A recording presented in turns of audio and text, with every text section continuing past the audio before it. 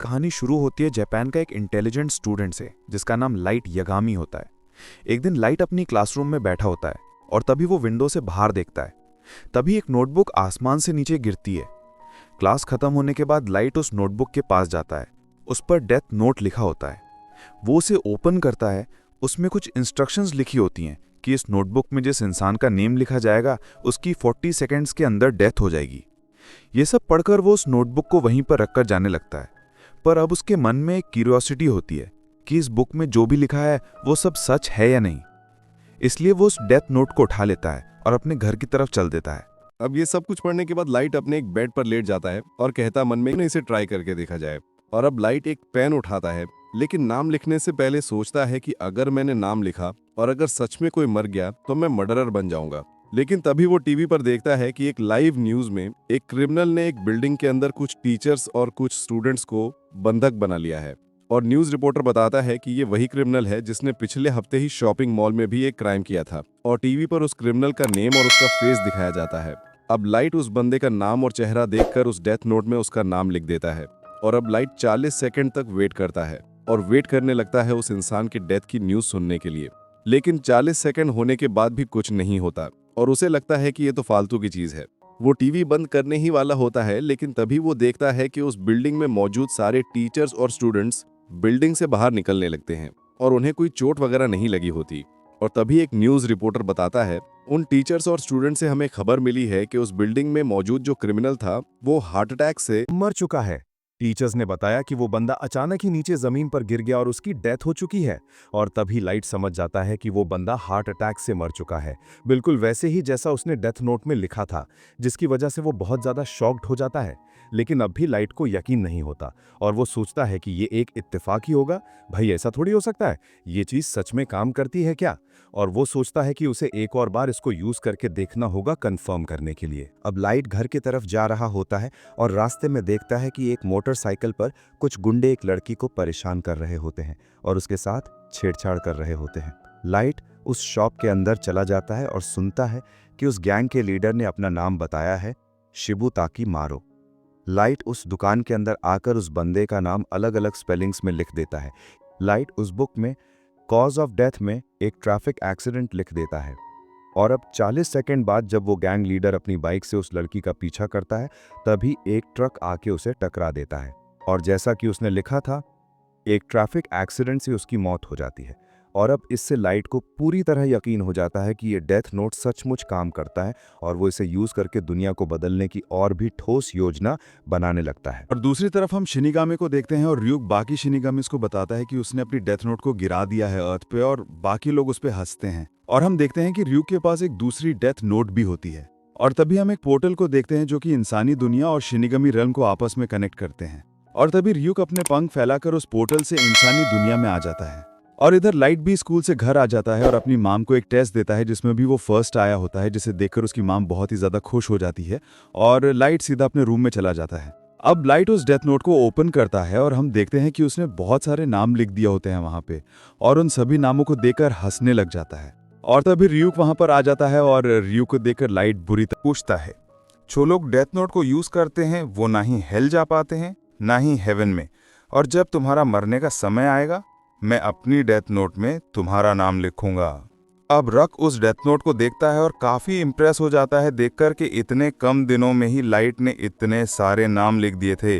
Light उससे पूछता है, तो क्या तुम मुझे यहाँ पे कोई सजा देने आए हो? ryuk कहता है, कौन सी सजा भाई, एक बार ये इंसानी दुनिया में गिर जाए तो ये उसी इंसान की हो जाती है जो इसे उठाता है, और अब ये डेथ नोट तुम्हारी है, तुम इसको किसी भी तरीके से यूज कर सकते हो, और अगर तुम इसे नहीं यूज करना चाहते तो किसी और को दे दो, लेकिन उसके बदले मुझे तुम्हारे दिमाग से इस डेथ नोट की सारी मेमोरीज को मिटाना होगा।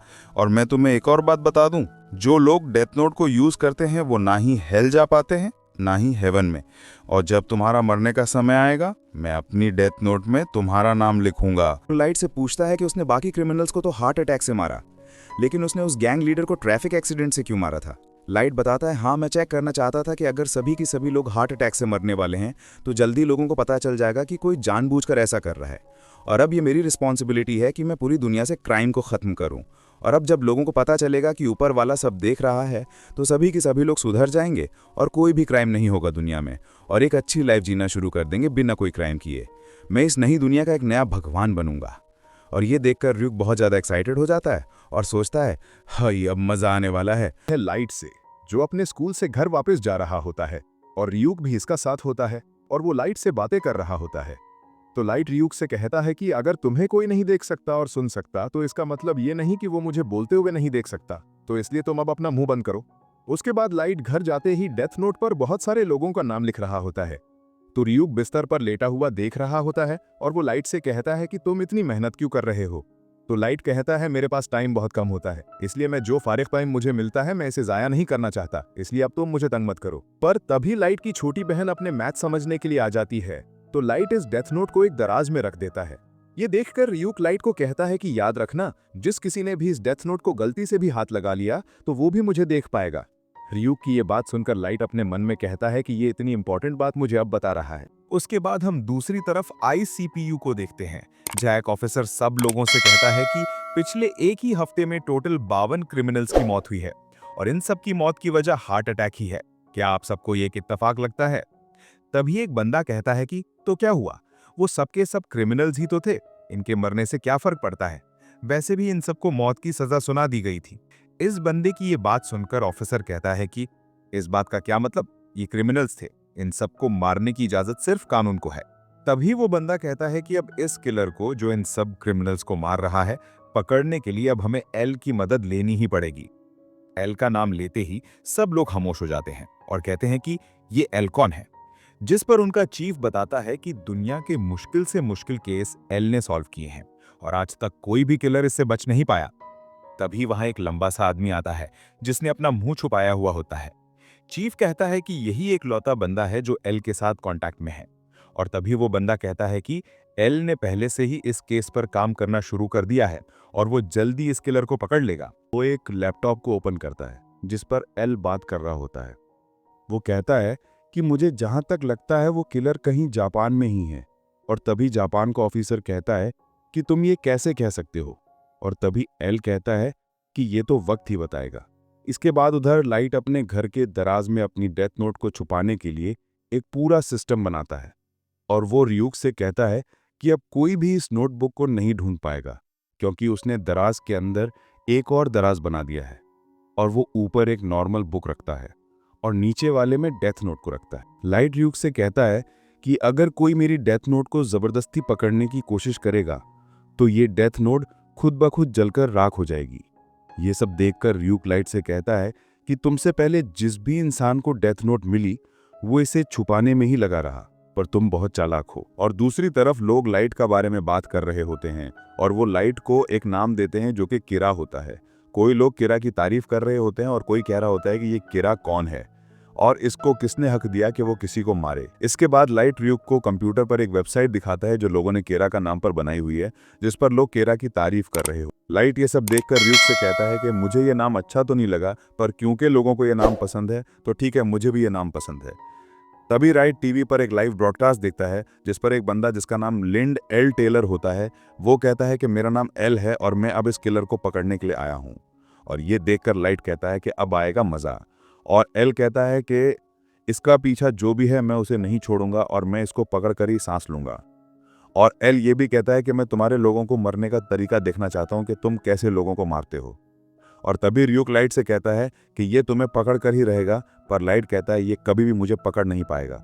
और लाइट तब पेन पकड़कर डेथ नोट पर एल का नाम लिख देता है और 40 सेकंड के बाद एल की मौत हो जाती है और लाइट हंसने लगता है। और दूसरी तरफ आईसीपीयू में सब लोग कहते हैं कि ये क्या, एल कभी भी अपना चेहरा किसी को नहीं दिखाता, तो अब उसने अपना चेहरा क्यों दिखाया।